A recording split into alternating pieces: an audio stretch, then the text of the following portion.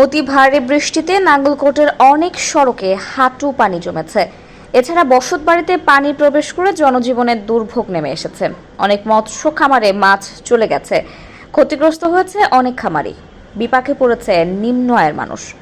শনিবার 17 আগস্ট থেকে বিরতিহীনভাবে অতি ভারী বৃষ্টিতে পৌর সদর সহ নাঙ্গলকোট উপজেলার বিভিন্ন ইউনিয়নের গ্রামগঞ্জে জলাবদ্ধতা তৈরি হয়েছে। অতি ভারী বৃষ্টির পানি ও ঢুকে পড়ায় স্কুল, কলেজ, মাদ্রাসা ও আশ্রয় প্রকল্পের ঘরে ঘরে ঢুকে পড়েছে পানি। বিপাকে পড়েছেন নিম্ন আয়ের মানুষ। গবাদি পশুর খাদ্যের সংকট করেছে। বর্ষার পানি নেমে গেলে পানিবাহিত রোগে আক্রান্ত হতে পারে অনেকেই। এছাড়াও হালকা বৃষ্টিতেও জলাবদ্ধতা তৈরি হচ্ছে পৌর সদরের প্রধান প্রধান সড়কে। নাঙ্গলকোট পৌরসভার বাসিন্দা ইলিয়াস মিয়া বলেন, প্রতি বছর মোটা অঙ্কের অর্থ ব্যয় করে অপরিকল্পিতভাবে ড্রেনেজ ব্যবস্থার কারণে কোটি কোটি টাকা লুটপাট হয়েছে। বৃষ্টির পানি নামতে কোনো ব্যবস্থা বা পরিকল্পনা গ্রহণ করা হয়নি। উপজেলার বিভিন্ন শিক্ষা প্রতিষ্ঠান ও রাস্তাঘাটে পানি উঠেছে। স্কুল ও মাদ্রাসার মাঠে নৌকা দিয়ে মাছ ধরতেও দেখা যায় অনেকেই। সড়কে পানি ওঠায় যাতায়াতের চরম দুর্ভোগ দেখা দিয়েছে।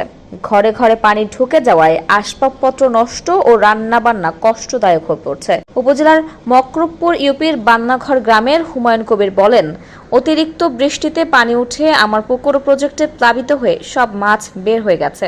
আমি এখন সর্বহারা। উপজেলার বাঙ্গোট্টা ইউপির গান্দাচি গ্রামের আব্দুর রহিম মিয়া বলেন, আমাদের ঘরের পাশেই ডাকাতিয়া নদী। নদীর পানি নিষ্কাশনের ভালো ব্যবস্থা না থাকায় পানি আটকে ঘরের চৌকি পর্যন্ত পানি উঠে গেছে। সব রাস্তায় কোমর পর্যন্ত পানি। চলাচল ও রান্নাবান্না প্রায় অসম্ভব হয়ে পড়ছে। ডাকাতিয়া নদীর পানি নিষ্কাশনের জন্য ঊর্ধ্বতন কর্মকর্তাদের বারবার জানিয়েও কোনো সুফল মেলেনি। এ বিষয়ে মঙ্গলবার 20 আগস্ট নাঙ্গলকোট উপজেলা নির্বাহী কর্মকর্তা সুরাইয়া আক্তার লাকি জানান, নদীতে অনেকেই জাল দিয়ে মাছ ধরছে। বিভিন্ন এলাকায় কালভার্টের মুখ বন্ধ থাকায় জলাবদ্ধতা সৃষ্টি হয়েছে।